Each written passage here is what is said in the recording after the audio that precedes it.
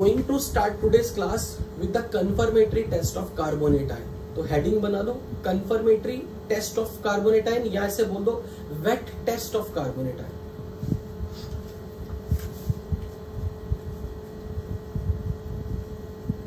Confirmatory test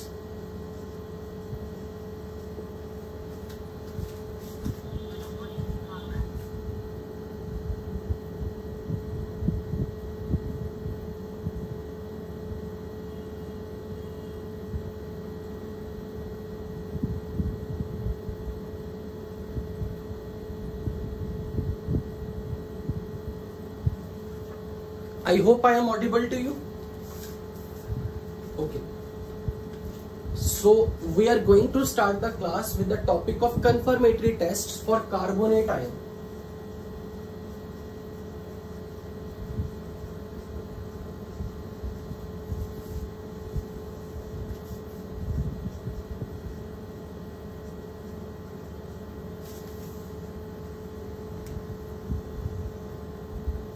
carbonate ion में in short अगर मैं बात करूं तो कल हम लोगों ने अपनी प्रीवियस क्लास में जितने भी एसिड रेडिकल्स हैं उनको दो कैटेगरी में डिवाइड किया था. क्लास 1A 1B वो एनाइंस वो एसिड रेडिकल जो किसी एसिड के साथ मिलकर कोई गैस रिलीज करेंगे और अब हम उस गैस के बेसिस पर उनका एनालिसिस करेंगे.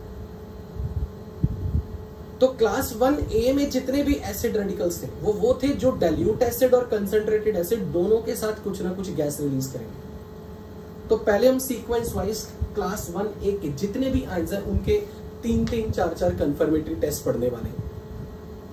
तो अगर मैं रिकॉल करूं, मैं जब भी कोई आयन स्टार्ट करूंगा आप उसी वक्त वो पेज खोलोगे जिसमें हमने सॉल्युबिलिटी चार्ट देखा था. अगर आपको याद है तो बहुत अच्छी बात है, नहीं याद तो रिकॉल करो. कार्बोनेट आयन सॉल्युबल किसके होते हैं?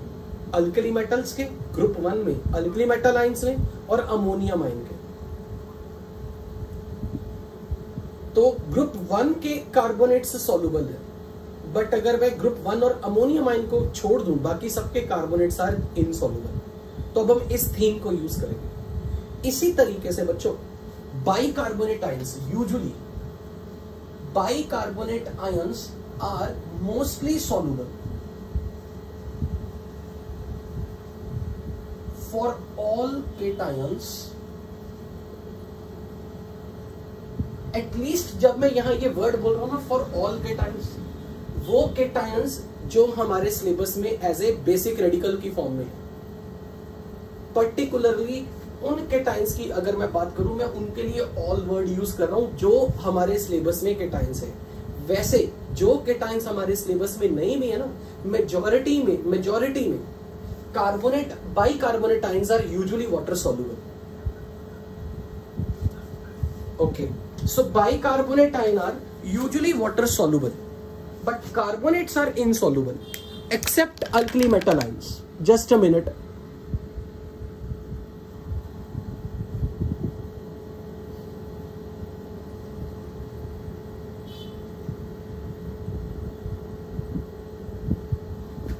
So carbonate ions are generally soluble only for alkali metal and group 1.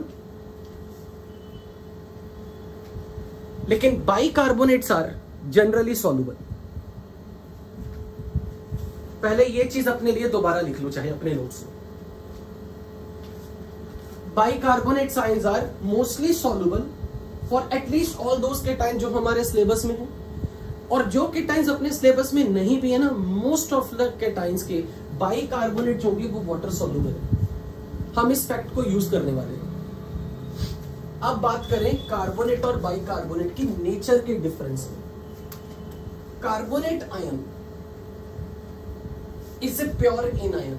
इसका स्ट्रक्चर अगर मैं देखूं तो this is it's chemical bonding में ये स्ट्रक्चर हम लोगों ने पढ़ा था. अगर इसका हाइड्रोलिसिस किया, वाटर में अपने पास दो आयन है H positive and OH minus. तो कार्बोनेट आयन वाटर में से H प्लस उठाएगा तो क्या बनाएगा? HCO3 minus. क्योंकि H positive when combines with carbonate it will form bicarbonate ion और पीछे सोल्यूशन में OH माइनस रह जाएगा.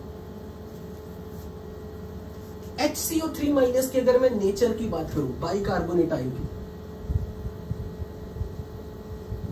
it can gain H plus from here, it can lose H positive from here, so it is amphoteric in nature because it can lose H plus, so it can behave like acid.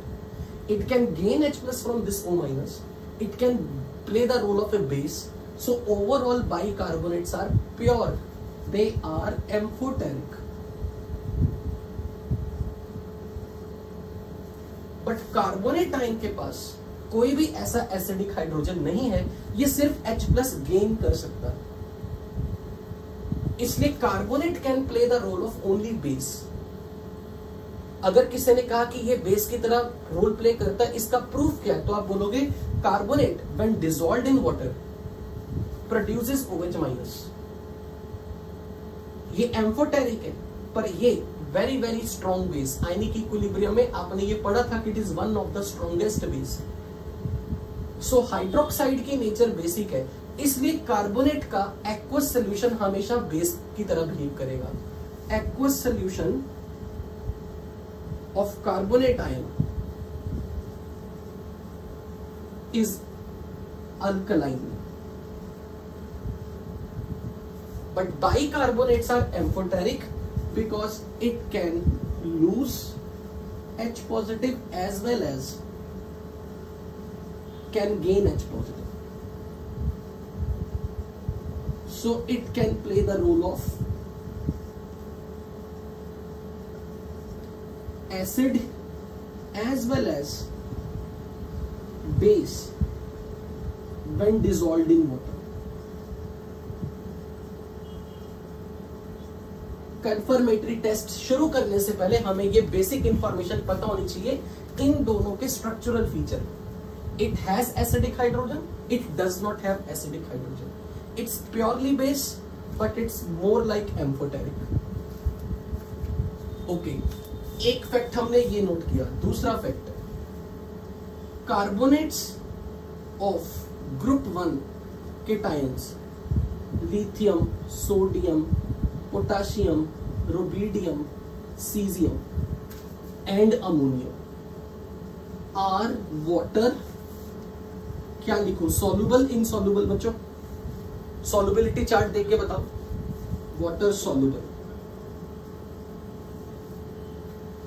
लेकिन bicarbonates usually, कोई भी cation हो, mostly they are water soluble. अब हम इसके lab test की तरफ बढ़ते हैं। तो अब मैं लैब टेस्ट करवाने से पहले आपको क्वेश्चंस की फॉर्म में दे रहा हूं कुछ, हम उस क्वेश्चन को थ्योरी की तरीके से ट्रीट करेंगे। तो या हम जो भी थ्योरी करने वाले वो क्वेश्चन के माध्यम से सीखेंगे।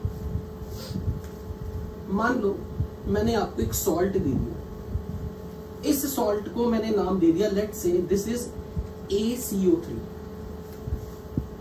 ये कोई सॉल्ट है, उस सॉल्ट का केटायन मान लेते हैं कोई केटायन है A2 पॉजिटिव लेकिन एनायन CO3 2 माइनस है, और हमें तो इसके डिटेक्शन करनी है। केटायन कोई भी हो, क्योंकि हमारा टॉपिक ऑफ डिस्कशन एनायंस का लैब टेस्ट है। तो किसी कार्बोनेट के साथ उसका एक्वस सॉल्यूशन बनाया, यानी कि मैंने इस कार्बोनेट को वाटर सॉल्युबल रखा हुआ है, यानी कि मैं ये मान के चल रहा हूं कि मेरा ये केटायन कोई भी है वो इस फॉर्म में है। अगर मेरा केटायन कोई ऐसा है जिसका कार्बोनेट वाटर सॉल्युबल नहीं है, लेट्स से फॉर एग्जांपल मेरे पास बेरियम कार्बोनेट है, ये वाटर सॉल्युबल नहीं है, तो मैं अब कुछ ऐसा काम करना चाह रहा हूं कि मैं इसकी रिएक्शन किसी सोडियम सॉल्ट से करवा देता हूं, क्योंकि sodium is more reactive metal than barium. तो sodium can replace barium, it can be double displacement. तो फिर मुझे इतना पता है ऐसे केस में सोडियम कार्बोनेट बनेगा और बेरियम सल्फेट बनेगा। यानी कि मैं ये सिखाना चाह रहा हूं कि मान लो अगर मेरा कार्बोनेट एक ऐसा है जो वाटर सॉल्युबल नहीं है, तो ऐसे केस में मैं अपने वाटर इनसॉल्युबल वाले कार्बोनेट को वाटर सॉल्युबल कार्बोनेट में बदल दूंगा, ताकि मैं इसके एक्वस सॉल्यूशन के साथ सारे लैब टेस्ट परफॉर्म कर सकूं। यानी कि जिस भी एनायन का मुझे टेस्ट करना है, मैं ये कोशिश करूंगा कि वो वाटर सॉल्युबल हो। अगर वो वाटर सॉल्युबल नहीं है तो आप क्या कर सकते हो, अपने वाटर इनसॉल्युबल सॉल्ट को अगर वाटर सॉल्युबल सॉल्ट बनाना है तो इसका रिएक्शन ग्रुप 1 के किसी सॉल्युबल सॉल्ट के साथ करा दो, ग्रुप 1 के किसी सॉल्युबल सॉल्ट के साथ, ताकि आपका water insoluble carbonate water soluble बन जाए। और अब आप अपने वाटर सॉल्युबल वाले पार्ट के साथ लैब टेस्ट परफॉर्म कर सकते हो। मान लो कोई ये कहता है कि नहीं सर हम ये नहीं करवाना चाह रहे, हम चाह रहे हैं कि इसी से सब कुछ हो, तो फिर आपको पता होना चाहिए कि आपका जो कार्बोनेट है वो डाइल्यूट एसिड में डिसॉल्व हो जाए, जो कि हो जाता है आराम से। यूजुअली जो कार्बोनेट्स होते हैं वो डाइल्यूट एसिड में डिसॉल्व कर जाएगा। तो एक तरीके से इन शॉर्ट आपने अपने कार्बोनेट का एक्वस सॉल्यूशन बना लिया। सपोज अब आपने इसमें डाइल्यूट एसिड मिलाया, डाइल्यूट HCl मिलाया या डाइल्यूट H2SO4 मिलाया। अब आपसे पूछा जा रहा है कि कोई गैस निकली, ये गैस आपने पहचाननी है। अब क्या किया जा रहा है, साथ में साइड प्रोडक्ट बना, let's say CD।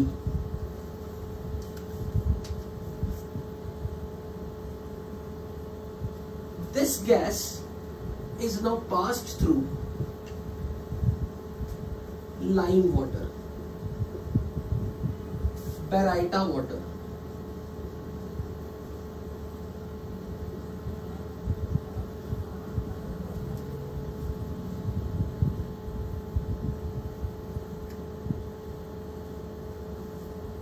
it is passed through magnesium sulfate aqueous, it is passed through aqueous AgNO3.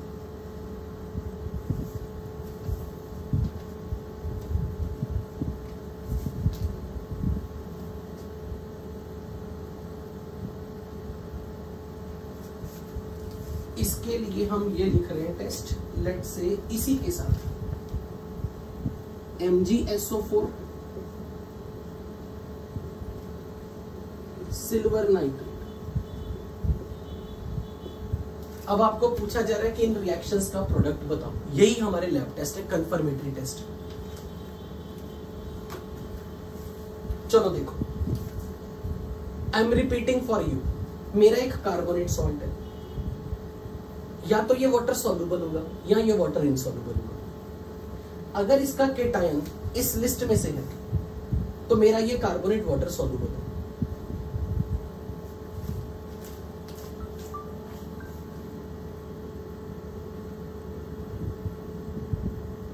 I am audible to you? तो मेरा ये जो जस्ट ए मिनट, मेरा ये सॉल्ट है, ये वाटर सॉल्युबल अगर है तो इसका मतलब कि ये केटायंस है इन इसके। और अगर मेरा ये केटायन इस लिस्ट में से नहीं है, लाइक बेरियम कार्बोनेट, तो ये वाटर इनसॉल्युबल है।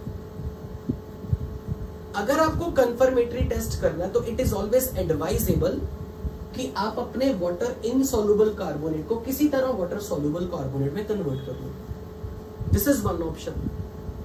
अगर आपका वाटर सॉल्युबल कार्बोनेट बना दिया तो अब आप यहां पे लिख रहे हो एक्वस, ये दिखाने के लिए कि आपने इसको पानी में घोला, पानी में घोलने के बाद एक्वस सॉल्यूशन में। मान लेते हैं कि ये वाटर सॉल्युबल नहीं है,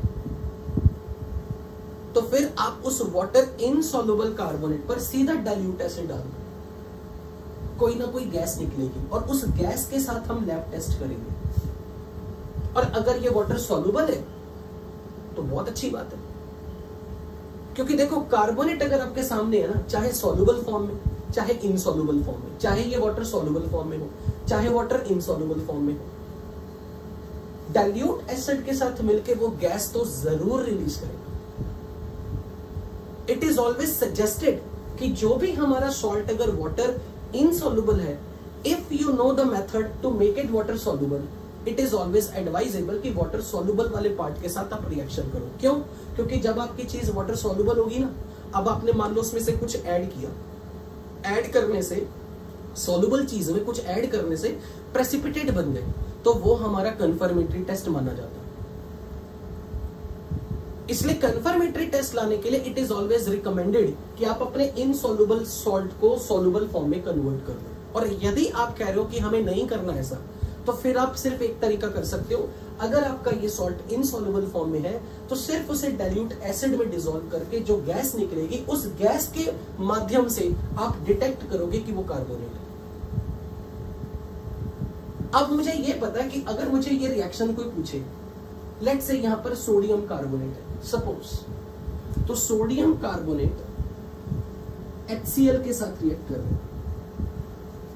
तो मैंने कल आपको बोला था हमारे सिलेबस में 4 तरह के रिएक्शंस है, acid base, redox, complex formation या डबल डिस्प्लेसमेंट। तो सबसे पहले अपने माइंड भी इसी तरीके से चलाना है, एसिड बेस पहले सोचना, फिर रिडॉक्स सोचना, फिर कोऑर्डिनेशन सोचना, फिर लास्ट में डबल डिस्प्लेसमेंट। अब चेक करके बताओ ये सॉल्ट अल्कली मेटल का सॉल्ट है या किसी मेटल का कार्बोनेट है। मेटल के कार्बोनेट्स किस नेचर के होते हैं, बेसिक या एसिडिक? और खासकर जब आपको पता कि कार्बोनेट आयन की नेचर आपने पढ़ी, कार्बोनेट आयन की नेचर क्या है, बेस। तो अब मैं बोलूंगा कि ये अगर बेस और ये एसिड है तो पहले acid base reaction, it will lose H+, it will gain H+। अब ये बताओ जब ये H+ गेन करेगा तो यहां पर जब H+ आ जाएगा तो ये क्या बनाएगा, if it gains H+ here as well as here, H2CO3 और सोडियम क्लोराइड साथ में निकल गया। Sodium chloride is soluble in water, नमक है, लेकिन H2CO3 डिकम्पोज करके क्या बनाएगा, वाटर प्लस CO2। तो अब आप क्या लिखोगे कि यहां पर B+C+D जो है वो एक तो CO2 गैस है, एक NaCl है और एक वाटर। तो जब भी कभी कोई सॉल्ट की रिएक्शन डाइल्यूट एसिड के साथ लिखी आ गई, तो आपने अगर सामने लिखा कि B is a gas C+D, तो आपने यहाँ के 2 साइड प्रोडक्ट, इसकी हमें बिल्कुल चिंता नहीं थी, आपको ये गैस पता होनी चाहिए, क्योंकि सारे एसिड रेडिकल के टेस्ट हम क्लास 1A वाले एसिड रेडिकल के टेस्ट इस गैस के माध्यम से करने वाले हैं। अब अगर यही रिएक्शन मैंने सल्फ्यूरिक एसिड से आपसे पूछी होती तो क्या आप मुझे जवाब दे सकते हो? अगर ये रिएक्शन में मैंने H2SO4 लिया होता, H2SO4 तो डाइल्यूट एसिड है, dilute acid can play the role of only acid, कल पढ़ा भी था, तो ऑब्वियसली एसिड बेस रिएक्शन होगी। तो जब भी ये एसिड बेस रिएक्शन होगी ये तो H+ गेन करेगा बस। तो अगर मैंने यहाँ H2SO4 लिया होता तो यहां पर आप क्या प्रोडक्ट साथ में बनाते, मैं ये जानना चाहता हूं। Na2SO4 सोडियम का सल्फेट बनता और फिर बनता वाटर एंड CO2। तो मैं यहां पर लिख रहा हूं, अगर मेरा ये कार्बोनेट सोडियम कार्बोनेट होता और मैंने H2SO4 से रिएक्शन करवाई होती, तो रिएक्शन कंप्लीट करके बताओ क्या होता है। Acid base reaction, this will be behaving like base, this is acid. तो ये कार्बोनेट H+ गेन करता दोनों तरफ और ये बनाता H2CO3 और साथ में बनता सोडियम का सल्फेट। अब मैंने जानबूझ के ये रिएक्शन आपसे क्यों पूछ रहा हूं, अब मेरा सवाल सोच के बताना आंसर। वो पेज खोलो सॉल्युबिलिटी चार्ट का, पेज खोलो सॉल्युबिलिटी चार्ट का और मुझे बताओ सल्फेट की सॉल्युबिलिटी में मैंने 5 केटाइन ऐसे बताए थे जिनका सल्फेट इनसॉल्युबल होता है, वो लिस्ट खोलो। Sulphates of which metal are water insoluble? Calcium, strontium, barium, silver, lead, calcium, strontium, barium, silver, lead and chromium. अब मुझे ये बताओ क्या ये वाला सल्फेट वाटर सॉल्युबल होगा या इनसॉल्युबल होगा? अगर आपको पता है कि sulphates of calcium, strontium, barium और सिल्वर, लेड, क्रोमियम, उनके सल्फेट्स वाटर इनसॉल्युबल है, तो ये वाला सल्फेट वाटर सॉल्युबल होगा या इनसॉल्युबल? Water soluble. तो इसलिए आप साइन साथ में लिखोगे, पीछे लिखोगे रिप्रेजेंटेशन में एक्वस। अगर मैंने ये आपको सॉल्युबिलिटी चार्ट नहीं भी खुलवाया होता और मैं सीधा पूछता बताओ कि ये सल्फेट सॉल्युबल है या इनसॉल्युबल, आपने सीधा एक फंडा बोला है सर केटायन तो ग्रुप 1 का है ना, ग्रुप 1 का केटायन है तो वाटर सॉल्युबल है बस। बोलो ये बात समझ में लगी या नहीं? तो बेसिकली मैं आपको सॉल्युबिलिटी चार्ट बार बार पेज पलटा पलटा के याद करवाऊंगा। जब भी मैंने कोई रिएक्शन लिखनी है ना, आपने भी माइंड में ये सोचना है चलो प्रोडक्ट में देखें कौन सॉल्युबल है कौन इनसॉल्युबल है। तो sulphates of alkali metals are soluble, क्योंकि sulphates calcium, strontium, barium, silver, chromium और लेड के इनसॉल्युबल है। तो ये सॉल्युबल सल्फेट। ओके, सो हमें ये पता लग गया कि यहां से जो गैस रिलीज होगी तो हमें यहां के BCD प्रोडक्ट मिल गए, यानी कि C can be sodium sulphate. जल्दी से यहां तक लिख लो बिफोर, क्योंकि मुझे ये स्पेस चाहिए इरेज करने के लिए। पहले ये नोट डाउन कर लो। क्या मैं ये वाला पार्ट इरेज कर लूं? Have you noted?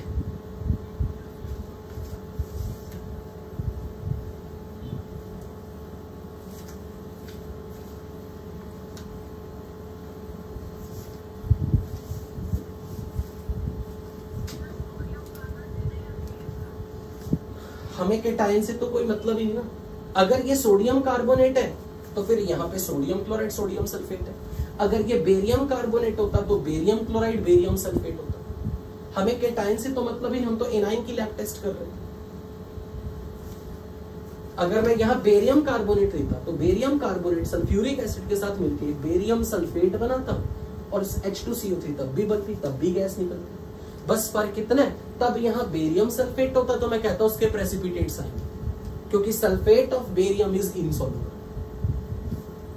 और क्योंकि हमें इस वक्त केटायन की इतनी चिंता नहीं, हम तो एनाइंस के लैब टेस्ट कर रहे हैं। हमारे लिए मेन फोकस ये कि हमें पता हो कि ये गैस क्यों बनी, क्योंकि इन दोनों ने एसिड बेस रिएक्शन करवाया। Is that point clear to everyone?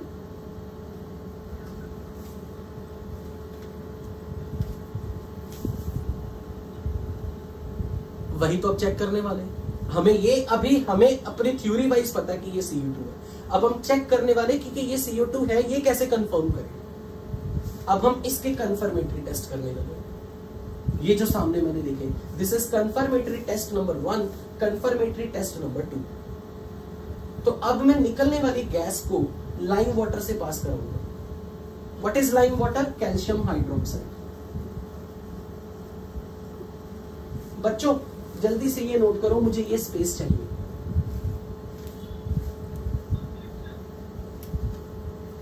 Barium hydroxide is called baryta water. Baryta water, lime water, baryta water. Can I erase this now? Have you noted?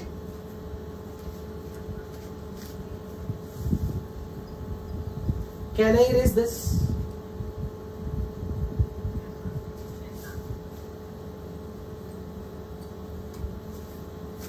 तो बेसिकली हमारा पहला कंफर्मेटरी टेस्ट अब क्या है? निकलने वाली gas को हम लाइम वाटर से पास कराएंगे। So this CO2 is passed through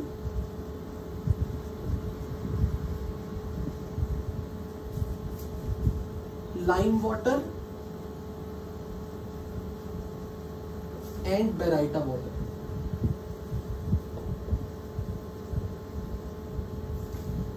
What is the nature of CO2? Acid or base? Acidic, because it's a non-metal oxide. तो अब हम ये काम करने लगे, हम अपने non metal oxide which is acidic उसको हम किसी बेस में से पास कराने लगे। इसीलिए हम यहाँ पर लाइम वाटर बेराइटा वाटर ले रहे हैं, बिकॉज हमें पता है कि इस गैस की नेचर एसिडिक है। अब मैं जब लाइम वाटर में डालूंगा इसे, तो कैल्शियम हाइड्रोक्साइड, कार्बन डाइऑक्साइड, जब मैंने बोला लाइम वाटर, इसका मतलब कैल्शियम हाइड्रोक्साइड का डाइल्यूट सॉल्यूशन है, there is water as well. तो अगर मैं लाइम वाटर की रिएक्शन CO2 के साथ कराऊं, this is acidic, this is basic. अब ये मिलके कोई सॉल्ट बनेंगे। Very good, calcium carbonate. मान लो किसी को नहीं याद रहा तो आप यहां से समझो, कैल्शियम हाइड्रोक्साइड में से वाटर निकाल दो इनकी रिएक्शन के बाद, तो मुझे ये बताओ यहां पर क्या बनेगा? CaO प्लस CO2 मिलके क्या बनाएगा? Calcium carbonate. बिल्कुल, ये कोई रियलिटी थोड़े ना, ये तो तरीका है आपको याद रखवाने का। ये कोई सच में थोड़ा ना ऐसे रिएक्शन चल रही है। रियलिटी में रिएक्शन कैसे चल रही है? वाटर और CO2 मिलके बनाएंगे H2CO3। वाटर में CO2 डिसॉल्व होके बनाएगी H2CO3। ये एसिड है, अब ये बेस के साथ रिएक्ट कर रहा है, तो acid will lose H plus, base will lose OH minus. Acid will lose H plus, base will lose OH minus. इसीलिए तो कैल्शियम कार्बोनेट बना। पर मेरा सवाल आपसे ये है, मुझे ये बताओ, वापस से सॉल्युबिलिटी चार्ट खोलो। Carbonate of calcium water soluble होगा या इनसॉल्युबल होगा? इनसॉल्युबल, क्योंकि कार्बोनेट सिर्फ किसके सॉल्युबल है? अल्कली मेटल और अमोनियम आयन के। तो अब मैं आपसे पूछूंगा कि जब लाइम वाटर में CO2 पास कराई जाती है, why milkiness appears? Why milkiness appears? Formation of precipitate of calcium carbonate. This is the confirmatory test कि ये गैस CO2 है, क्योंकि CO2 की नेचर एसिडिक है, वो किसी बेस के साथ मिलके व्हाइट प्रेसिपिटेट्स बनाएगी कैल्शियम कार्बोनेट के। सेम स्टोरी बेरियम हाइड्रोक्साइड के साथ होगी, क्योंकि क्या फर्क पड़ा, आपने कैल्शियम की जगह बेरियम लगा दिया, कुछ फर्क नहीं पड़ रहा, एसिड बेस रिएक्शन तो तब भी होगा। सो पहला कंफर्मेटरी टेस्ट आपका क्या आएगा? अब मैं रिजल्ट क्या लिखूंगा? CO2 when passed through lime water, turbidity appears. Turbidity appears due to calcium carbonate. इसी तरह मुझे ये बताओ, जब मैंने यहां बेरियम लिया, सब कुछ सेम एसिड बेस रिएक्शन, तो यहां भी टर्बिडिटी किसके कारण आएगी? Barium carbonate, because of barium carbonate precipitates. तो अब अपनी कॉपी में ये रिएक्शन अपने आप लिखो। बेरियम हाइड्रोक्साइड में जब CO2 पास कराई, प्रोडक्ट लिखो। dilute solution of barium hydroxide, dilute solution of calcium hydroxide is called lime, barium, baryta water and lime water respectively. तो वाटर और CO2 मिलके बना रहे H2CO3 which is acidic. ये एसिड इस बेस के साथ रिएक्ट कर रहा है, acid will lose H plus, base will lose OH minus, तो इनका सॉल्ट फॉर्मेशन हो रहा है।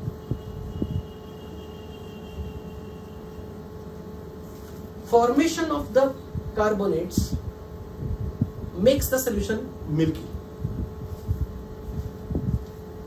अब हम इसी प्रेसिपिटेट में, जिसमें हमें मिल्कीनेस दिख रही है, इसमें हम एक्सेस में CO2 पास कराएंगे, और इस सोल्यूशन में, ये सोल्यूशन में बैठा है, CO2 is being passed from this solution.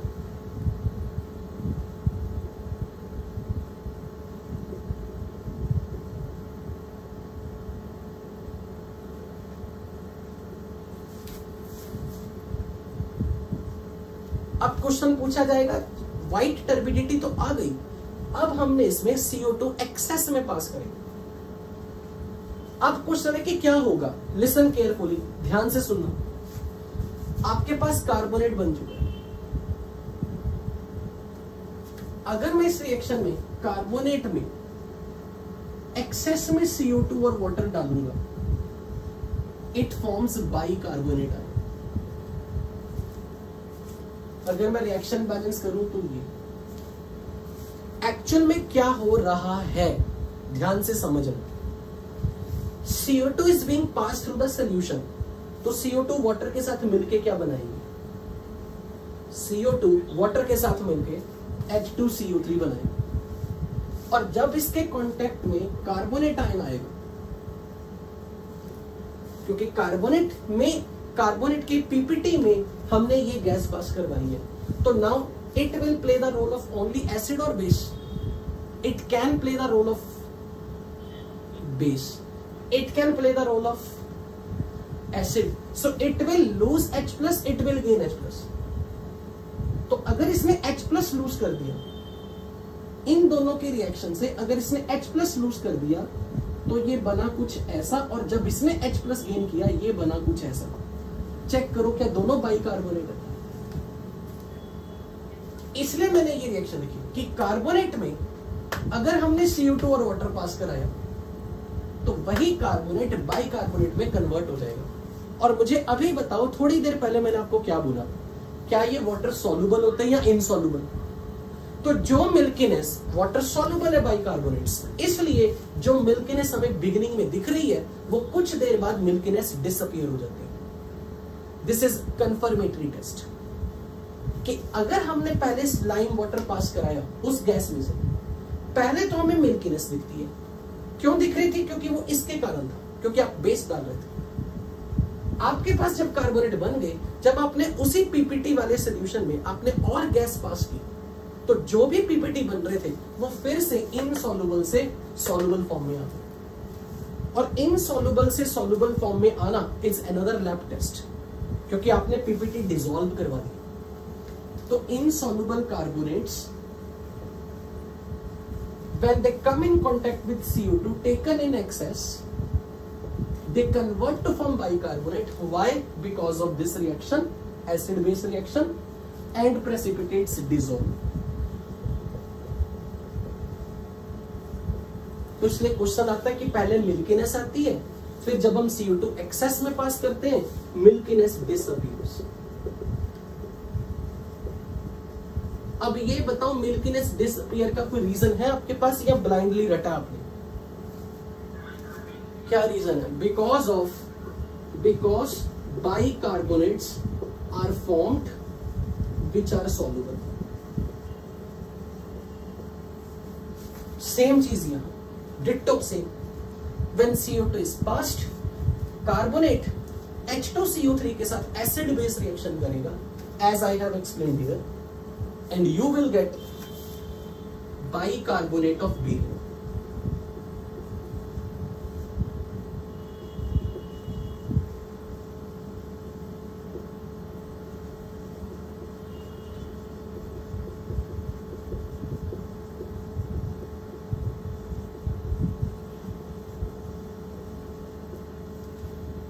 तो मिल्कीनेस फिर से चली गई. तो अब अगर मैं पूछूं पहले प्रेसिपिटेट किसके कारण आए, आप बोलोगे सर पहले कार्बोनेट के प्रेसिपिटेट से. बाद में प्रेसिपिटेट्स कहां चले गए? उसी मेटल आयन के बाइकार्बोनेट ग्रुप.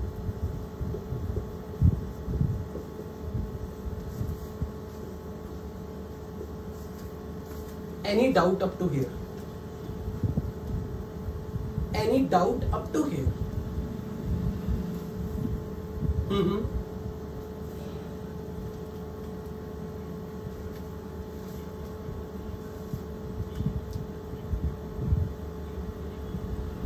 नहीं, बिकॉज पहले नोट कर रहे हो.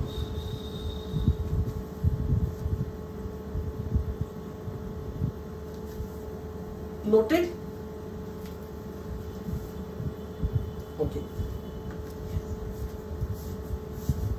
मैं आपके क्वेश्चन पे अभी थोड़ी देर में आ रहा हूं, पहले एक टेस्ट करा के ये कंप्लीट करा दूं. अच्छा क्वेश्चन पूछा जिसने भी पूछा, नाम बताओ जिसने पूछा क्वेश्चन.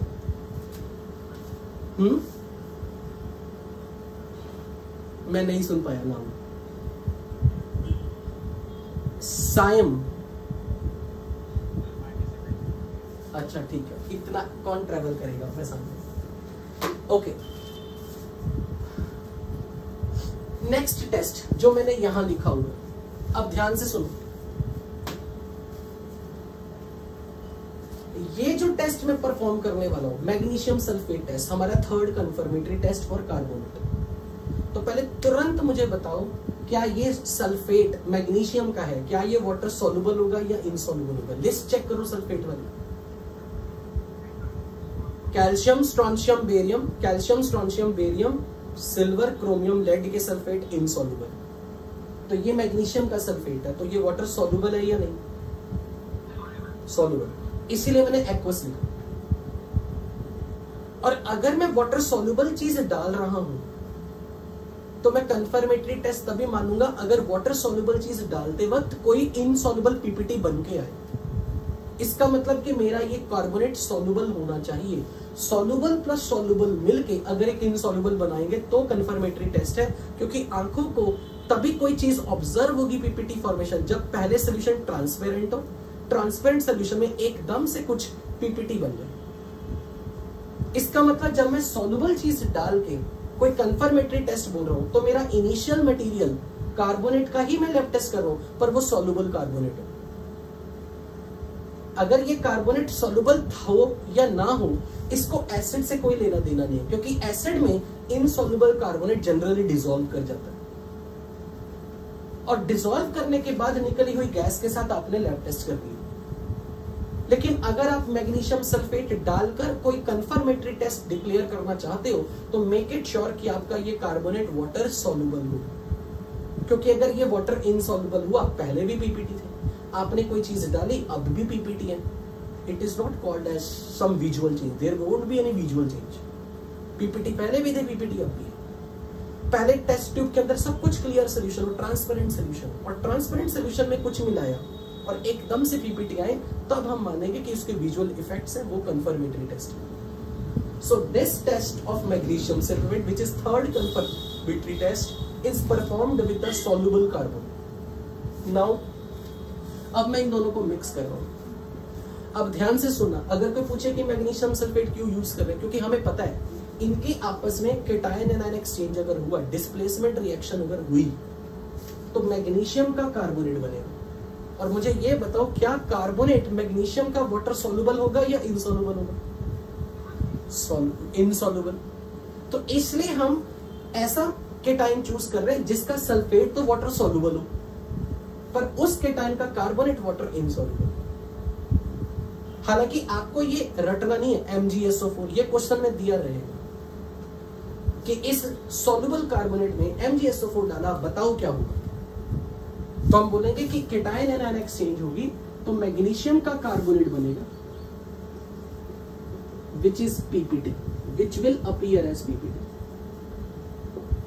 और जो भी सॉल्युबल केटायन है, जो भी केटायन सॉल्युबल है, सोच के बताओ केटायन ऐसा कौन सा होगा जिसका कार्बोनेट सॉल्युबल है? कौन से कार्बोनेट के केटायन? ग्रुप 1 के केटायन। अब ग्रुप 1 का केटायन अगर सल्फेट बनाएगा तो चेक करो क्या सल्फेट में ग्रुप 1 के सल्फेट्स वाटर सॉल्युबल है या इनसॉल्युबल है? वाटर सॉल्युबल है, तो पीपीटी उसके तो नहीं है, पीपीटी उसके तो नहीं है, पीपीटी तो कार्बोनेट की है, वो भी मैग्नीशियम के।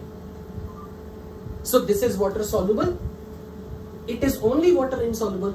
और हम चाहते हैं कि कंफर्मेटरी टेस्ट तभी जब हमारा जिसको हम डिटेक्ट करें वो सारा का सारा पीपीटी में है। सो मैग्नीशियम सल्फेट डालने से व्हाइट पीपीटी आ गई। व्हाइट पीपीटी का आना इज द कंफर्मेशन कि आपके इनिशियल सैंपल में जो कि सॉल्युबल कार्बोनेट का था वो कार्बोनेट आएगा। अब नेक्स्ट सिल्वर नाइट्रेट्स। अब नाइट्रेट्स मुझे बताओ, नाइट्रेट्स के बारे में सॉल्युबिलिटी चार्ट में खोल के देखो क्या लिखवाया था। All nitrates are generally soluble except silver nitrite, except AgNO2। तो मैंने फिर से ये सॉल्युबल लिए, सॉल्युबल डाल के मैं किसी में डाल के अगर इनसॉल्युबल पीपीटी जनरेट करूं तो ही कंफर्मेटरी टेस्ट माना जाएगा। तो मेरा ये सॉल्युबल कार्बोनेट होना चाहिए। तो किसी सॉल्युबल कार्बोनेट में मैंने सिल्वर नाइट्रेट डाला। Now do this cation anion exchange, now do this cation anion exchange. Do you know the valency of silver का ऑक्सीडेशन नंबर? यहीं से देख लो, +1। तो सिल्वर +1 स्टेट में और कार्बोनेट का चार्ज -2। बताओ प्रोडक्ट में मैं क्या लिखूं, क्या बनेगा? Ag2CO3 प्लस A के साथ NO3।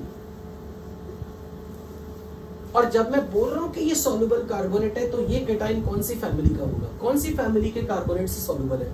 ग्रुप 1। और ग्रुप 1 के केटायन का जब मैं नाइट्रेट के साथ रिएक्शन कराऊंगा तो ANO3 फॉर्मूला ही बनेगा, क्योंकि नाइट्रेट के ऊपर -1 चार्ज, केटायन पे +1। मानते हो या नहीं? मैं चाहूं ना मैं सीधा रिएक्शन लिख के आगे बढ़ सकता हूं। मैं अभी यहाँ पर ये मेरा टीचिंग स्किल है कि मैं बोल रहा हूं देखो इसका फॉर्मूला कैसे बना, इसका फॉर्मूला कैसा बना, भले ही आता हो, बट जब हम रिवाइज कर रहे हैं ना, अभी खुद ही देख लो मैंने कितनी बार कार्बोनेट की सॉल्युबिलिटी रिवाइज करा दी, कितनी बार हमने सल्फेट की सॉल्युबिलिटी रिवाइज कर दी। जब हम पेज खोल के बार बार देखेंगे माइंड में स्टोर हो जाना, आपको लगना है सर ये तो जनरल नॉलेज थी। इसलिए जब भी कभी रिएक्शन लिखोगे ना, पेज पलट के जब आप देखोगे 3-4 बार, आपको उसी वक्त याद हो जाता है, आपके माइंड से धीरे धीरे ये निकल ही जाएगा कि इनऑर्गेनिक में कुछ रखा था। सो अगेन सिल्वर कार्बोनेट और ANO3 बना। फिर से रिवाइज करो, कार्बोनेट किसका वाटर सॉल्युबल था, तो इसका मतलब ये वाटर इनसॉल्युबल हुआ, क्योंकि ग्रुप 1 के कार्बोनेट ही वाटर सॉल्युबल होते हैं। तो इसका मतलब इसके व्हाइट पीपीटी आपके पास मिल गए। जब तक आपके मेटल आयन के पास सिल्वर +1 है ना, कॉन्फ़िगरेशन देखो, इसके पास कोई अनपेड इलेक्ट्रॉन है ही नहीं। सिल्वर की कॉन्फ़िगरेशन क्या है, 5s1 4d10 +1 है, एक इलेक्ट्रॉन चला गया, फुली फिल्ड कॉन्फ़िगरेशन। तो यहां पर तो वो कलर वैसे भी नहीं दिखा रहा। सो सिल्वर कार्बोनेट के व्हाइट पीपीटी मिले, ANO3 बन गया, ये सॉल्युबल है। अब मैं आपसे जनरल नॉलेज पूछ रहा हूं, मुझे मेरी भाषा में जवाब दो जो आपने मेटलर्जी में सीखा था। अगर हम कार्बोनेट्स को हीट करते हैं तो कार्बोनेट से डीकंपोज होके फाइनली क्या बनाएंगे? Very good. तो अब ये एडिशनल क्वेश्चन ऐसे पूछा जाएगा, सुनना, एडिशनल क्वेश्चन, कोई कार्बोनेट है, इसमें हमने सिल्वर नाइट्रेट डाला, C के प्रेसिपिटेट बने, C आइडेंटिफाई करना है, इनको हीट करने पर T गैस निकली और R पीपीटी बना। अब इस तरह के क्वेश्चन आपको मेंस और एडवांस में आने वाले, खासकर एडवांस में इस तरह के क्वेश्चन आएंगे। अब प्रिडिक्ट करो अपने आप यहां पर क्या बनेगा। What is C? What is C? Ag2CO3। Carbonates को हीट करने पर कौन सी गैस निकलेगी? यहां से CO2 gas will be liberated. अब बताओ पीछे क्या बचेगा? Ag2O, silver oxide. अब सिल्वर ऑक्साइड का जब भी पीपीटी बनेगा, अब आप इसे नोट कर लो, सिल्वर ऑक्साइड के पीपीटी का कलर वैसा है जैसे सिल्वर का अपना कलर है। Have you ever scene silver in your daily life? किस कलर की होती है? ग्रे कलर की होती है। और अगर सिल्वर ऑक्साइड को मैं काफी सारी क्वांटिटी में इकट्ठा देख लूं ना, वो ग्रे मुझे डार्क ग्रे दिखेगा, विच लुक्स लाइक ब्लैक। तो इसका कलर ग्रे बोल सकते हो, ब्लैक बोल सकते हो। ज्यादातर केसेस में आपको ब्लैक मिलेगा, लिखा हुआ किताबों में मिलेगा, क्योंकि जब आप ग्रे में बहुत सारा मटेरियल ग्रे ग्रे ऐड कर दो तो अच्छी से क्वांटिटी में, that looks like dark grey, तो आंखों को वो ब्लैक टाइप का दिखता है। तो सिल्वर ऑक्साइड के प्रेसिपिटेट्स मिलेंगे।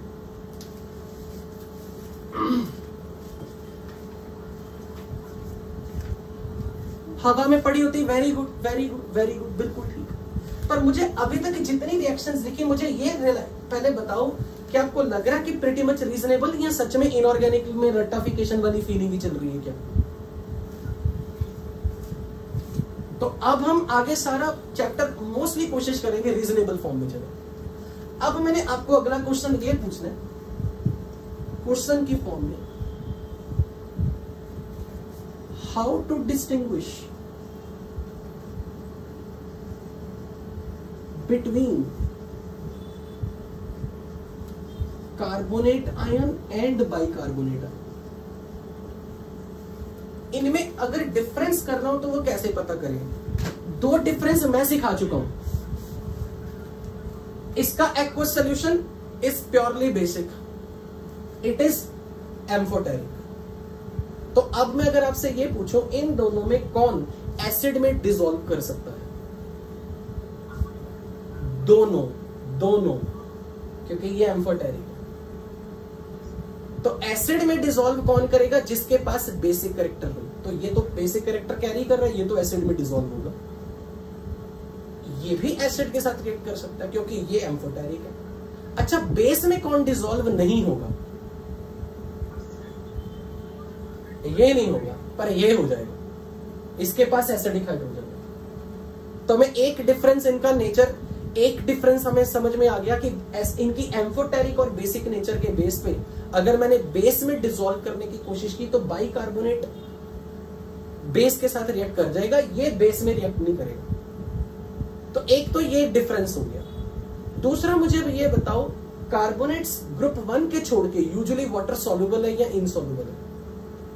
इनसॉल्युबल। लेकिन बाइकार्बोनेट्स मेजॉरिटी में सबके सॉल्युबल। अब मैं आपके सामने आयनिक इक्विलिब्रियम पे लेके जा रहा हूं फिनोल्फथलीन टेस्ट। क्या आयनिक इक्विलिब्रियम में किसी को याद है फिनोल्फथलीन जब हम इंडिकेटर की फॉर्म में लेते थे तो पीएच किस रेंज में होती थी तो कलर आता था? नो, फिनोल्फथलीन के कलर 9 से 10। Yes, very good. Who is this genius जिसने बोला 9 से 10? आयुष। आयुष ये तुक्का मारा या वैसे याद था? अच्छा ठीक है। तो फिनोल्फथलीन, अब मैं फिनोल्फथलीन का स्ट्रक्चर बना रहा हूं, आपने इनावो याद करना है क्योंकि ये आने वाले टाइम में आप ऑर्गेनिक में पढ़ोगे भी। आपको बस मैं कुछ समझाना चाह रहा हूं। This is phenolphthalein.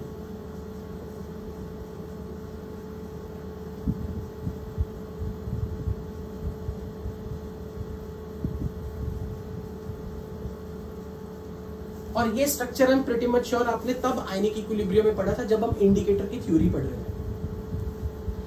फिनोल्फथलीन अपना एसिडिक हाइड्रोजन अगर लूज कर दे, ये अपना H+ लूज कर दे,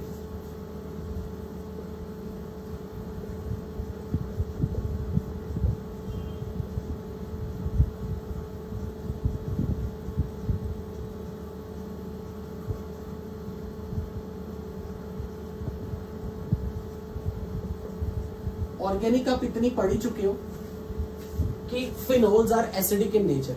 आई एम प्रीटी मच श्योर आपने ऑर्गेनिक में एसिडिक नेचर, एसिडिक और बेसिक कैरेक्टर्स पढ़ लिया होगा, एसिडिक स्ट्रेंथ और बेसिक स्ट्रेंथ। तो आपको ये पता है कि फिनोल एसिडिक नेचर का।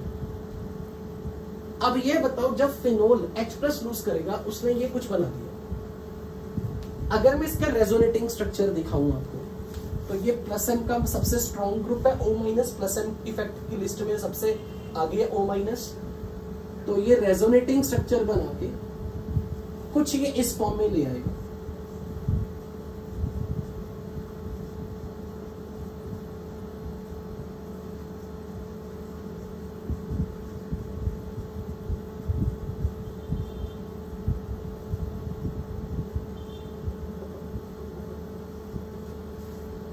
देयर रेजोनेटिंग स्ट्रक्चर एक्चुअली इस फॉर्म का पिंक कलर होता है, पर ये पिंक कलर तभी आएगा जब आप इस H+ को रिमूव करो। अब मुझे ये बताओ बच्चों, H+ को अगर मुझे हटाना है तो मैं मीडियम कैसा रखूं, बेसिक या एसिडिक? ऐसा कौन सा मीडियम है जो H+ हटाएगा? बेसिक। और अगर मुझे फिनोल्फथलीन में ये काम करवाना है और मुझे इसको कलरलेस से पिंक बनाना है, ये काम तभी होगा जब इस सोल्यूशन में मैं बेस ऐड करूं और इतना बेसिक कर दूं कि pH नियरली 9 to 10 हो जाए, जैसा कि उस जीनियस ने बोला, आयुष ने, कि 9 to 10 की pH करवा। अब ये बताओ, अब मैं आपसे पूछ रहा हूं, इन दोनों में से किसका एक्वस सोल्यूशन मोर अल्कलाइन होगा, जिसकी pH 7 से ज्यादा क्रॉस कर जाएगी? Carbonate. It is basic, it is amphoteric. तो इसलिए जब मैं फिनोल्फथलीन के अंदर कार्बोनेट डालूंगा तो फिनोल्फथलीन को मोर बेसिक नेचर इससे मिलेगी, जो इसको आयनाइज करके इस फॉर्म में ले आएगी और कलर दिखा देगी पिंक। इसको डालूंगा तो कुछ नहीं होने वाला। ऐसा नहीं है कि ये बेस का रोल प्ले नहीं कर सकता, कर सकता है, पर आपको ये पता होना चाहिए। क्या पता होना चाहिए? आपने, हाँ, एक तो वो pH उतना नहीं पेच बोलेगा। दूसरा रीजन, अगर मैंने HCO3- के सामने कोई एसिड रख दिया, एसिड, तो ये H+ गेन करके बनाएगा H2CO3। तो बच्चों आपको मैंने कल भी बताई थी ये चीज, अगर प्रोडक्ट में बनने वाले एसिड की स्ट्रेंथ ज्यादा हुई और रिएक्टेंट वाला एसिड वीक हुआ तो रिएक्शन बैकवर्ड हो जाती है। यस और नो? अब आप मुझे ये बताओ, अगर ये फिनोल और अगर फिनोल ने H+ लूज किया और यहां फिनोक्साइड आयन बन गया, तो ऑर्गेनिक आप पढ़ चुके हो, एसिडिक स्ट्रेंथ के में आप बता सकते हो H2CO3 और फिनोल में कौन ज्यादा एसिडिक होता है? Who is more acidic among these two? ये चीज आपने ऑर्गेनिक में पढ़ी है। इसलिए बाइकार्बोनेट फिनोल का H+ बाइकार्बोनेट पिकआउट नहीं कर पाएगा। इसलिए जब मैं फिनोल्थलीन, ये है तो फिनोल्थलीन का पार्ट ना, ये वाला पार्ट है तो ये फिनोल ना, तो फिनोल से अगर मुझे H+ लेना है तो बाइकार्बोनेट के साथ ये रिएक्शन बैकवर्ड में ज्यादा है, क्योंकि बनने वाला एसिड बाइकार्बोनेट से ज्यादा स्ट्रॉन्ग है। लेकिन अगर यही कार्बोनेट होता, अब यहां बनता HCO3-, and this is more acidic than this because it is amphoteric, it's pure acid. So इसलिए इसका H+ निकालने का काम कौन कर पाएगा? जिसमें कौन सा कैरेक्टर ज्यादा हो? Basic character. इसलिए अगर किसी ने आपसे पूछा कि फिनोल्थलीन में हमें पिंक कलर जनरेट कराना है, तो मैं बाहर से क्या डालूं, कार्बोनेट या bicarbonate?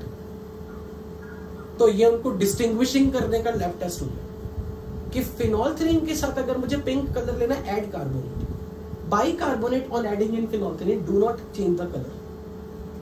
I hope this is very clear to everyone. अब हम इसको लिख लेते हैं।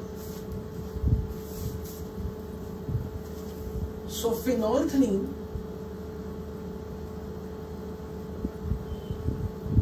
Turns to pink from colorless on reaction with carbonate, whereas bicarbonate cannot do so.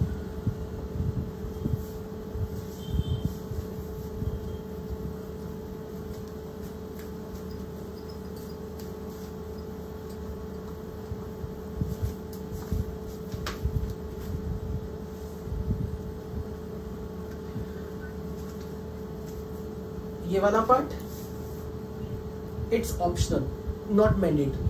अगर आपको ये काम कीजिए,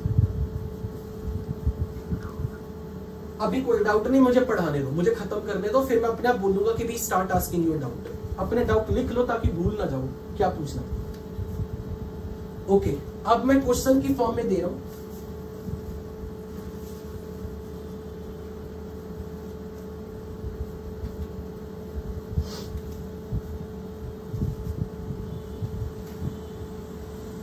Magnesium bicarbonate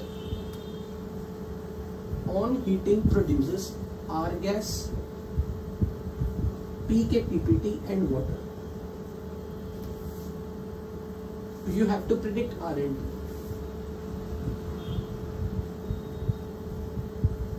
तो आप यहां पर हेडिंग बना दो, heating effect of bicarbonate ion. Heating effect of bicarbonate ion.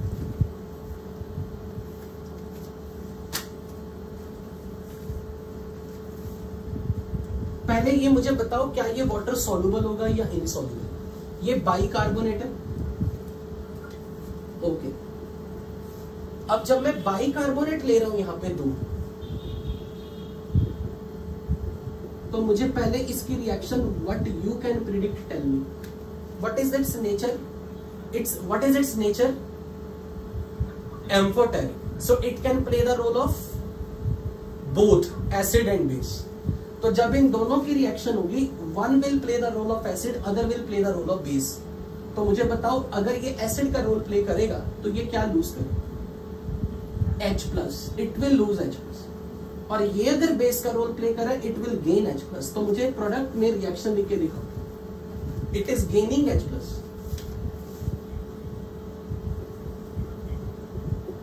और जब ये H+ लूज करेगा, ये बनाएगा तो what is property of bicarbonate? Bicarbonate on heating produces which ion? Bicarbonate on heating produce which ion? Carbonate. अब इसे डिकम्पोज करो, H2CO3 को क्या बनेगा? Water and CO2 gas. इसका मतलब क्या हुआ? बाइकार्बोनेट को गर्म करने पर क्या मिलता है? Carbonate, CO2 and water. तो वो चीज यहां पे मैं लिख रहा हूं। वाटर तो बताया हुआ उन्होंने, गैस कौन सी निकली? CO2। अब मुझे ये बताओ, मैग्नीशियम केटायन है, ये मैग्नीशियम केटायन जब कार्बोनेट से जुड़ेगा तो MgCO3 बनेगा। इज इट वाटर सॉल्युबल और नॉट? नो। तो अब आपको ये क्या डिस्टिंग्विशिंग फीचर मिल गया? बाइकार्बोनेट को हीट करने से CO3 कार्बोनेट के पीपीटी बनते हैं, पर अगर यही बच्चों मैंने मैग्नीशियम कार्बोनेट को हीट किया होता, ये वाली रिएक्शन तो आपने कई बार मेटलर्जी में या पहले भी पढ़ी है कि कार्बोनेट जब हीट करते हो क्या होता है? MgO and CO2। तो इनका डिस्टिंग्विशिंग फीचर पता लगा? They are water insoluble, sorry, water soluble. Now they are making PPT. तो soluble चीज जब insoluble प्रोडक्ट बनाएगी तो ये कंफर्मेटरी टेस्ट है PPT का फॉर्मेशन। तो bicarbonates can produce milkiness. Bicarbonate which are water soluble on heating produce milkiness because of formation of carbonate. So bicarbonates on heating produces carbonate as precipitates if corresponding cation is not alkali metal और ammonium है। क्योंकि अगर मैंने यहां sodium का bicarbonate लिखा होता, sodium का बाइकार्बोनेट, तो आपको यहां किसका कार्बोनेट मिलता बच्चों? Sodium carbonate. और सोडियम कार्बोनेट क्या होता है? सॉल्युबल या इनसॉल्युबल? सॉल्युबल। तो सॉल्युबल से सॉल्युबल कोई कंफर्मेटरी टेस्ट नहीं, क्योंकि पहले भी सॉल्यूशन ट्रांसपेरेंट है, अब भी ट्रांसपेरेंट है, कोई पीपीटी नहीं बना, तो वो आपका कंफर्मेटरी टेस्ट नहीं माना जाएगा। इसलिए कोई ऐसा केटायन लो जिसका carbonate insoluble. Is this clear to everybody sitting in this class? हाँ।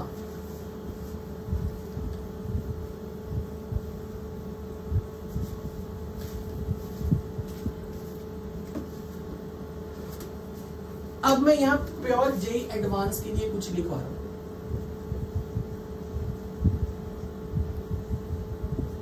JEE advanced 2022।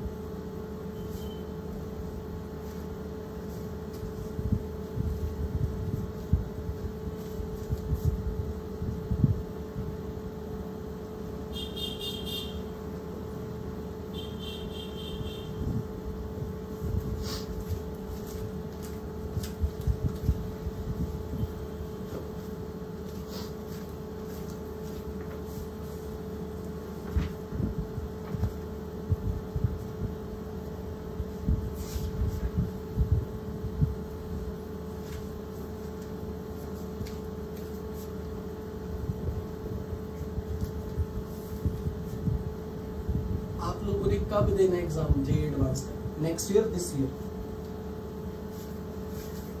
बस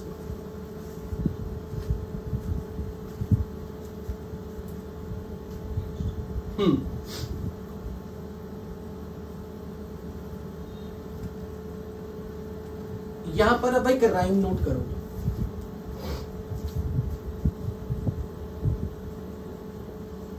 पंजाबी जन महंगाई से क्यों मरे?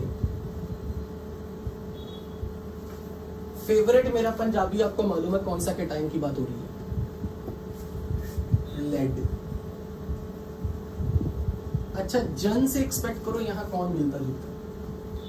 जिंक। महंगाई से फिर मैं किसकी बात कर रहा हूं, इन तीनों, मैग्नीशियम आयन, क्यों से कॉपर, मरे से मर्क्यूरिक।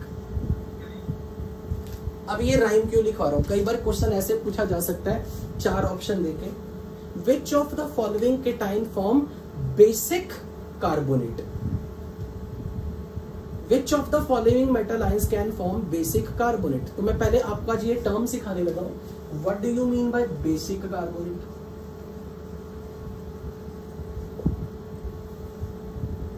अगर किसी मेटल के कार्बोनेट के साथ उसका मेटल ऑक्साइड भी या उसका मेटल हाइड्रोक्साइड मिक्स्ड फॉर्म में मिले, अगर किसी केटाइन की ये प्रॉपर्टी है कि जब भी उसका कार्बोनेट मिलेगा वो प्योर फॉर्म में नहीं मिलेगा, साथ में उसका ऑक्साइड या हाइड्रोक्साइड जरूर होगा, उसको बोलते हैं बेसिक कार्बोनेट। मैं आपको याद दिला रहा हूं, go in metallurgy first lecture list of course मैंने पढ़ाया था मेलाशाइट, एजुराइट। अगर किसी को इसका फॉर्मूला याद है तो अच्छी बात है, नहीं याद तो हम रिवाइज कर रहे हैं। CuCO3.CuOH ट्वाइस, यहां 2 था और यहां 1 था।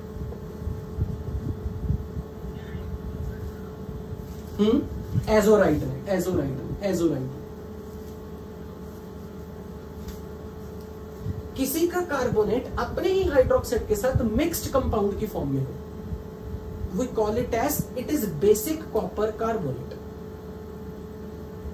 तो अगर कभी भी इन मेटल आयंस के साथ कार्बोनेट आयन दिखेगा, ये एक्चुअली मैं कार्बोनेट की प्रॉपर्टी बता रहा हूं, इन मेटल आयंस के साथ अगर कार्बोनेट दिखेगा वो साथ में अपना हाइड्रोक्साइड भी बनाएगा, और ऐसा हमेशा होगा जब जब इन मेटल आयंस को आप कार्बोनेट के एक्वस सॉल्यूशन में डालोगे। अगर आपने कॉपर का कोई सॉल्युबल सॉल्ट लिया, कॉपर का कोई वाटर सॉल्युबल सॉल्ट है, उसमें मैंने कार्बोनेट पास करा दिया, तो कॉपर कार्बोनेट के साथ तो पीपीटी बनाएगा, पर ये कॉपर वाटर से भी रिएक्ट करेगा, और जब भी कोई मेटल आयन वाटर से रिएक्ट करेगा तो उसके केटाइन का हाइड्रोलिसिस होगा, हाइड्रोक्साइड बनेगा। मैं रिपीट कर रहा हूं, मान लो मैंने आपके सामने ये रिएक्शन लिखवा दी, क्यूप्रिक आयन का कोई सॉल्ट है, इसका सॉल्युबल सॉल्ट है, लाइक CuCl2 ले लिया मैंने, या और छोड़ो मैंने कॉपर का नाइट्रेट ले लिया, नाइट्रेट्स आर वाटर सॉल्युबल। मैंने इसको एक्वस सॉल्यूशन में सोडियम कार्बोनेट के एक्वस सॉल्यूशन में डाला,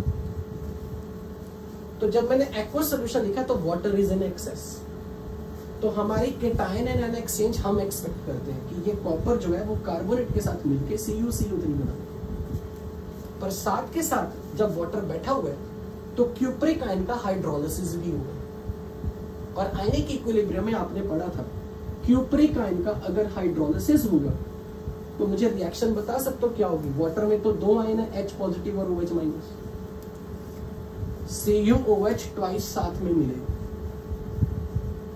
पीछे क्या छूट जाएगा, जब Cu2 प्लस ने OH माइनस ले लिया तो पीछे सोल्यूशन में क्या रह गया, H प्लस, और वो किससे कंबाइन करेगा, NO3 से, HNO3 बन जाएगा साथ में। तो मेरा ये कहने का मतलब है कि जब भी आपका कोई soluble salt of this cation हो, अगर आप उसको किसी कार्बोनेट से ट्रीट करोगे तो वो सिर्फ कार्बोनेट के साथ पीपीटी नहीं बनाएगा, वो साथ के साथ अपने उसी केटाइन का हाइड्रोलिसिस भी होगा, उसका हाइड्रोक्साइड भी मिलेगा। क्या ये बात समझ में लगी सबको? हाँ,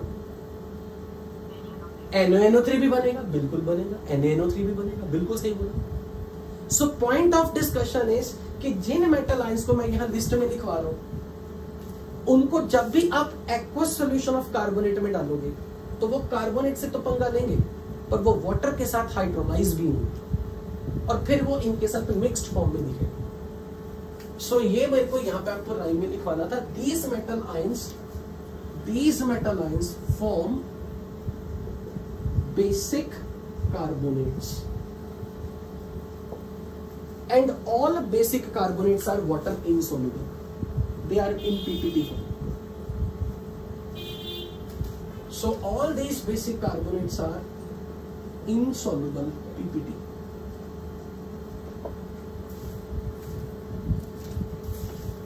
इसलिए क्वेश्चन आपको क्या पूछा जाता है मैं वो बताने लगा.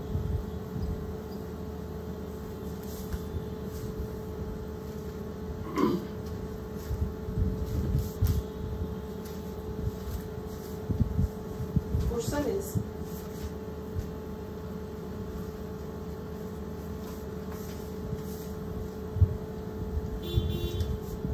a mixture of carbonate and bicarbonate is treated with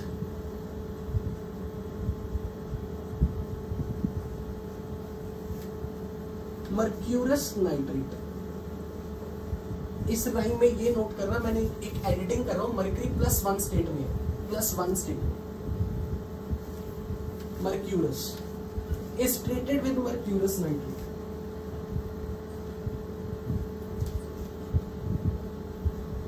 It gives B as residue and R infiltrate.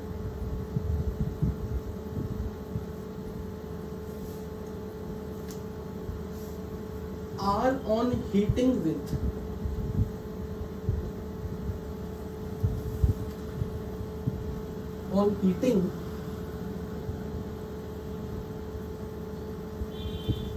ammonia produces black PPT.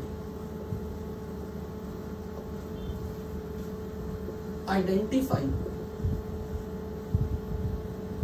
B and R.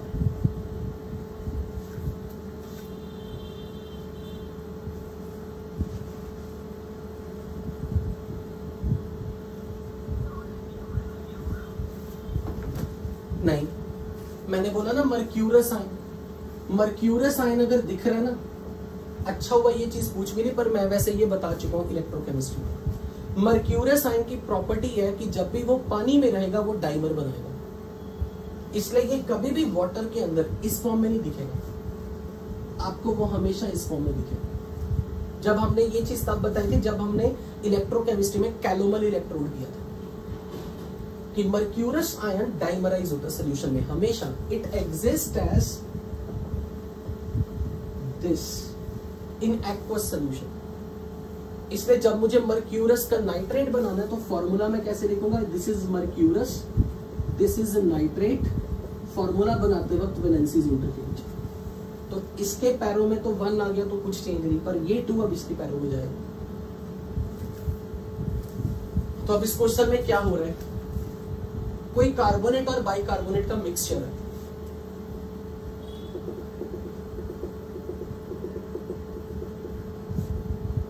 इसमें कार्बोनेट आयन भी और बाइकार्बोनेट आयन भी. मैंने इसमें मर्क्यूरी का कोई सॉल्युबल सॉल्ट डाला. मैंने क्यों बोला ये सॉल्युबल सॉल्ट है, क्योंकि ऑल नाइट्रेट्स आर, चेक करो सॉल्युबिलिटी चार्ट में, ऑल नाइट्रेट्स आर सॉल्युबल. अब जब यहाँ पे मर्क्यूरस आयन दिखेगा ना तो वो इन दोनों आयन से रिएक्ट करेगा. तो मुझे बताओ क्या क्या बनेगा जब मर्क्यूरस आयन इन दोनों से रिएक्ट करेगा तो क्या क्या बनेगा. Hg2CO3 and HgHCO3.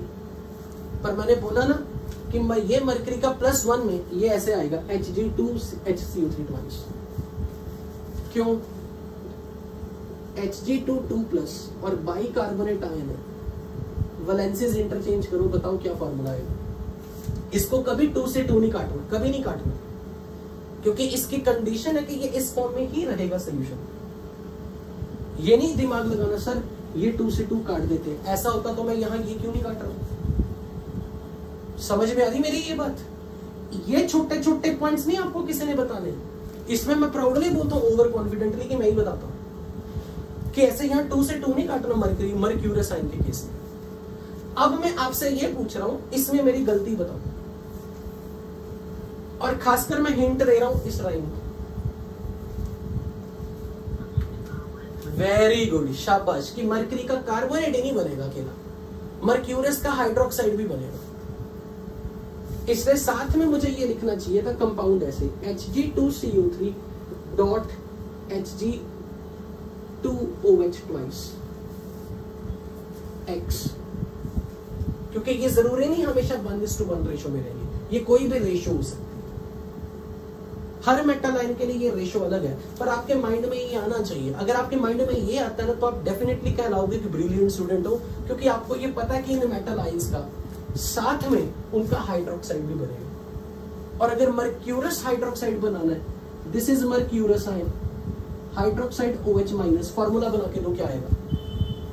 फॉर्मूला बना के दो, Hg2OH twice.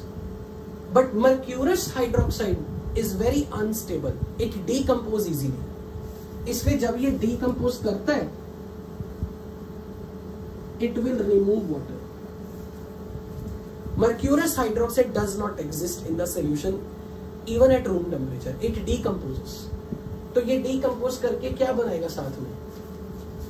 Hg2CO3 dot XHGO। इसीलिए मैंने लिखा ना मेटल ऑक्साइड भी हो सकता है, जरूरी नहीं कि हाइड्रोक्साइड ही। इसलिए बेसिक मर्क्यूरिक कार्बोनेट मिलेगा। और यहां पे ये रेशो है 1:3, ये रेशो है 1:3, ये याद रखनी है। सो HgOH ट्वाइस जो है वो मर्क्यूरस का जो हाइड्रोक्साइड है वो डीकंपोज कर जाता है, और वो basic mercuric carbonate, basic mercurous carbonate के पीपीटी बनाएगा। इसके पीपीटी मिलेंगे। Hg2OH ट्वाइस था, यहां तक तो समझ आ गया। इसमें से वाटर निकाल दो, क्या बचेगा? Hg2O। और जो Hg2O बन रहा है, Hg2O, तो ये जो Hg2O के साथ कुछ ना कुछ, मतलब ये जो रेशो रहती है वो 1:3 की रहती है, बेसिक मर्क्यूरस कार्बोनेट। बाइकार्बोनेट नहीं, नॉर्मल सोल्यूशन में भी ये डीकंपोज कर जाता है। मतलब कुछ मेटल आयन हाइड्रोक्साइड की फॉर्म में स्टेबल नहीं रहते वो, और खासकर वो मेटल आयन जिनका रिडक्शन पोटेंशियल हाई हो, ये उनकी प्रॉपर्टी है। जैसे सिल्वर का हाइड्रोक्साइड AgOH की फॉर्म में रहता ही नहीं, वो डीकंपोज करके अपना ऑक्साइड बना लेता। तो अब ये बताओ, मर्क्यूरस का जो बाइकार्बोनेट है ये वाटर सॉल्युबल होगा या इनसॉल्युबल होगा? ये बताओ। ये सॉल्युबल है और ये पीपीटी है। अब यहां से लाइन पढ़ के बताओ, ए मिक्सचर ऑफ दिस, इन दोनों का mixture is treated with mercurous nitrate, it gives B residue. कौन है रेसिड्यू? और R फिल्ट्रेट मतलब जो वाटर सॉल्युबल है। पानी में जो डिसॉल्व फॉर्म में रहेगा वो कौन है, और पानी में जो रेसिड्यू बन गया वो कौन है? रेसिड्यू बन गया basic mercuric carbonate, basic mercurous carbonate. लेकिन ये bicarbonate will remain in dissociated form. और अगर ये वाटर सॉल्युबल है, वाटर सॉल्युबल चीज है, इलेक्ट्रोलाइट है, वो डिसोसिएट फॉर्म में रहेंगी। यानी कि इसको मैं ऐसे ही लिखूंगा, Hg2+ एंड बाइकार्बोनेट। मैंने इस फॉर्म में क्यों लिखा बताओ जरा? मैंने इसको पुरानी फॉर्म में, इस फॉर्म में क्यों नहीं लिख के दिखाया? और जो वाटर सॉल्युबल होता है वो वाटर के अंदर किस फॉर्म में रहता है? डिसोसिएटेड।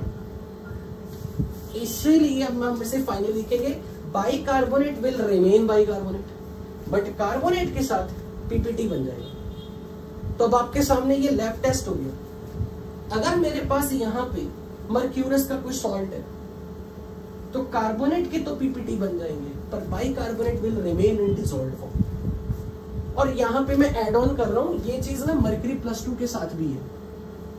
बाय चांस मैंने अगर यहां क्वेश्चन में लिखा होता ना HgCl2, यहां मर्क्यूरी का ऑक्सीडेशन नंबर बताओ जरा कितना, तो सेम चीज होती, सेम। फिर आप यहां फॉर्मूला क्या बनाते हैं ये बताओ? अगर यहां मर्क्यूरी +2 स्टेट में होता, अगर मैंने HgCl2 यूज किया और ये मर्क्यूरी +2 स्टेट में है, तो इसका इसके साथ HgCO3, और साथ में क्या लिखते हैं यहाँ पे? HgOH ट्वाइस, जिसे डीकंपोज करके क्या बनता, HgU। समझ में आया या नहीं? फिल्ट्रेट में कौन रह गया? फिल्ट्रेट का मतलब क्या है? जो चीज पीपीटी बनी या जो चीज पीपीटी नहीं बनी? जो पीपीटी नहीं बनी, दिस रिमेन्स इन फिल्ट्रेट। तो फिल्ट्रेट के अंदर कौन सा आयन है? अब ये दोनों में से बताओ, फिल्ट्रेट में कौन सा आयन रह गया? बाइकार्बोनेट। और पीपीटी कौन हो गया? Carbonate. So this is a distinguishing test. इन दोनों को डिस्टिंग्विश करने का तरीका कि कोई ऐसा मेटल आयन डाल दो जिसका कार्बोनेट तो पीपीटी बना ले पर बाइकार्बोनेट पीपीटी ना बने। अब ये बताओ, आर आपका कौन सा पार्ट है? कार्बोनेट पीपीटी बन गया, बाइकार्बोनेट विल रिमेन सॉल्युबल। कोई ऐसा मेटल आयन डालो जिसका कार्बोनेट तो इनसॉल्युबल हो और बाइकार्बोनेट सॉल्युबल हो, that is creating as a distinguishing test between them. अब ये बताओ, आर हमारे पास कौन है और बी हमारे पास कौन है? Who is B and who is R? B is precipitate, this is residue, and this is R. अब उन्होंने क्या बोला? R on heating। तो अभी मुझे तुरंत बताओ, जब बाइकार्बोनेट को हीट करते हैं, कुछ पढ़ा अभी ताजा ताजा बाइकार्बोनेट की हीटिंग? Very good. बाइकार्बोनेट की हीट करने से क्या होगा? R on heating, बताओ अब क्या लिखो? आर को हीट किया, मान लो मैंने यहां अभी अमोनिया नहीं दिया, simple R on heating with produces black PPT, बस। अब पहले बताओ, आर कौन है हमारा? Which ion? Bicarbonate. Bicarbonate heat करने से प्रोडक्ट लिख के दिखाओ। अभी थोड़ी देर पहले मैंने रिएक्शन लिख के दिखाई थी, बाइकार्बोनेट विद बाइकार्बोनेट।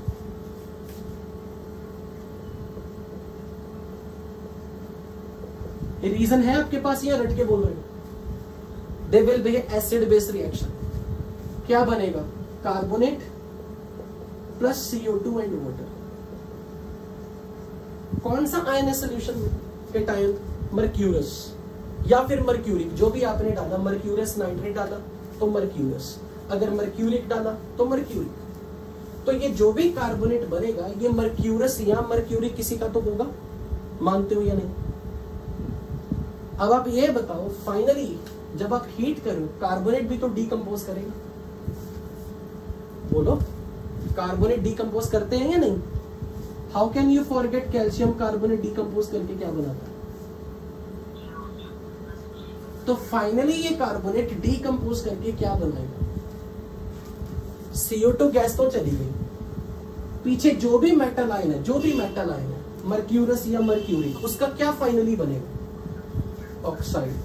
तो अगर ये मर्क्यूरस ऑक्साइड है Hg2O, अगर ये मर्क्यूरिक ऑक्साइड है तो HgO बनेगा। मानते हो या नहीं? ये मैं कहां से ले आया? ये मैं कहां से लाया हूं? यहां पर तो मैंने लिखा नहीं, ये कहां है? ये बैठा तो है सोल्यूशन में। तो जो भी मर्क्यूरस का बाइकार्बोनेट है, वो जैसे ही कार्बोनेट बनेगा वो पीपीटी आउट हो जाएगा, क्योंकि बाइकार्बोनेट हीट करने पर कार्बोनेट बना। और मर्क्यूरस अगर सोल्यूशन में आपने डाला मर्क्यूरस नाइट्रेट में, तो वो as it is mercurous carbonate से मर्क्यूरस ऑक्साइड बनेगा। और अगर मर्क्यूरिक डाला तो मर्क्यूरिक कार्बोनेट से मर्क्यूरिक ऑक्साइड बनेगा। बोलो, ये बात समझ में आई है नहीं? श्योर कि रट रहे हो? ओके। ये जो ऑक्साइड्स हैं, मरकरी के ऑक्साइड्स, इनकी प्रॉपर्टी है, मरकरी का reduction potential is very high. E0 of mercurous to mercury and E0 of mercuric to mercury is positive number. इसका मीनिंग क्या है? अगर इनका E0 पॉजिटिव नंबर है, इसका मतलब क्या है? इनका रिडक्शन पोटेंशियल पॉजिटिव है। What is the meaning? इनका रिडक्शन पोटेंशियल हाई है, तो ये अपने को लोअर स्टेट में लाना चाहेगा, इसलिए मर्क्यूरिक ऑक्साइड डीकंपोज कर जाता है, मरकरी और O2 बन के निकल जाएगी। Have you ever seen the colour of mercury in daily life? Mercury is used in where? Mercury नहीं देखी आपने? थर्मामीटर नहीं देखे? थर्मामीटर में मरकरी का कलर और अभी मैंने थोड़ी देर पहले बोला है, अगर ग्रे कलर की चीज आपके पास जरूरत से ज्यादा क्वांटिटी में अगर बन गई तो वो हमें दिखेगी कैसे, इसीलिए तो उन्होंने यहां पर लिखा ब्लैक। बेसिकली मैं आपको ब्लैक तक पहुंचाना चाह रहा था। तो बेसिकली वो आपसे एक बेसिक इंफॉर्मेशन जानना चाह रहा है कि क्या ऑडियंस को ये पता है कि बाइकार्बोनेट हीट करने पे कार्बोनेट बनता है, और कार्बोनेट को हीट करने से CO2 रिलीज होगी और ऑक्साइड बनेगा। और अगर बनने वाला ऑक्साइड एक ऐसे मेटल का है जिसका रिडक्शन पोटेंशियल इज पॉजिटिव, तो फाइनली मर्करी मिल जाएगी। और मर्करी लुक्स ग्रे और ब्लैक। बोलो ये चीज समझ में आई या नहीं? हाँ मर्क्यूरी, देखो एक्चुअली क्या है यहाँ पे, ये अच्छा क्वेश्चन है। अगर किसी ने मुझसे बोला कि Hg मर्क्यूरस ऑक्साइड अगर हमें लिखना है तो हमें पता होना चाहिए कि मर्क्यूरस ऑक्साइड आप ऐसे लिख सकते हो। क्यों? क्योंकि मर्क्यूरस आयन है क्या, Hg2 2+, और ऑक्साइड क्या है, O2-। तो फॉर्मूला बताओ, +2 -2, बोलो Hg2O, यही बनेगा फॉर्मूला। और अगर मर्क्यूरिक आयन हो तो आप बताओ क्या बनेगा मर्क्यूरिक ऑक्साइड, Hg।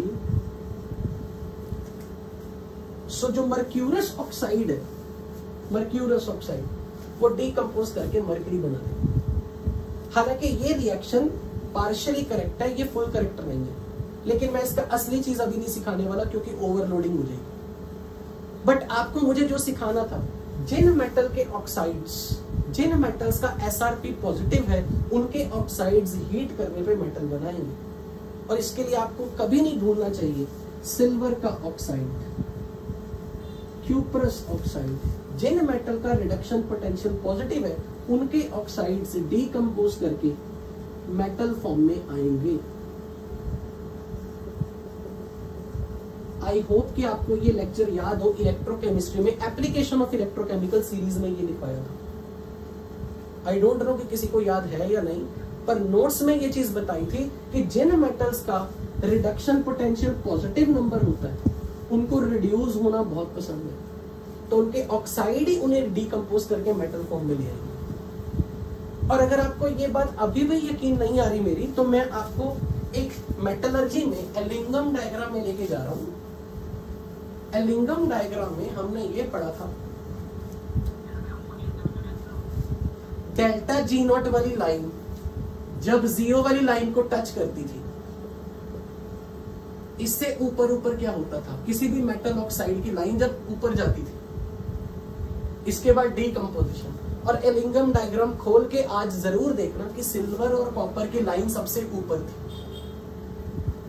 मेरी बात में मत यकीन करना, एलिंगम डायग्राम शीट में खोल के देखिए। सिल्वर का ऑक्साइड और कॉपर के ऑक्साइड जो थे, क्यूप्रस ऑक्साइड, उनकी लाइन बाकी सब मेटल से ऊपर थी, क्योंकि उनके ऑक्साइड जल्दी डीकंपोज करते थे। और उसका आप यहां से टेम्परेचर भी देख सकते हैं, किस टेम्परेचर पे डीकंपोजिशन हुई थी। आपको मेरी बात पे तब यकीन आ जाएगा। इसलिए जिन ऑक्साइड्स में मेटल आयन एक ऐसा है जिसका रिडक्शन पोटेंशियल पॉजिटिव है, दे डीकंपोज स्पॉन्टेनियसली, इसलिए वहां पर आपको मेटल खुद पीपीटी बनी मिलेगी। और ये चीज जो मेटलर्जी में रिवाइज की थी, आज यहाँ पे दोबारा रिवाइज होगी। इलेक्ट्रोकेमिस्ट्री में पढ़ने के बाद ये तीसरी बार रिवाइज हुई है। अब आपके माइंड से ये जाना नहीं चाहिए किन मेटल के ऑक्साइड्स डीकंपोज करने पे मेटल बनाते हैं। याद रहेगा या नहीं? तो यहाँ पे हमने कार्बोनेट पूरा कंप्लीट कर लिया। तो अब हाँ, एक्चुअली मैं अमोनिया मैंने लिखवाया जरूर है, पर उसका लैब टेस्ट मैं यहाँ नहीं बताना चाहता। मैं तब कवर करूंगा जब हम केटाइन पार्ट में, बेसिक रेडिकल पार्ट में जाएंगे, क्योंकि मर्क्यूरस या मर्क्यूरिक जो है वो वहां हमारे सिलेबस में भी आएगा। तो अमोनिया का क्या रोल है वहां पर हम कवर करेंगे। हाँ जी, मेरी तरफ से क्लास ओवर है। People can exit from the meeting and those student who want to have clear some doubts, they can stay connected with me. For rest of the people, class is over. Thank you very much.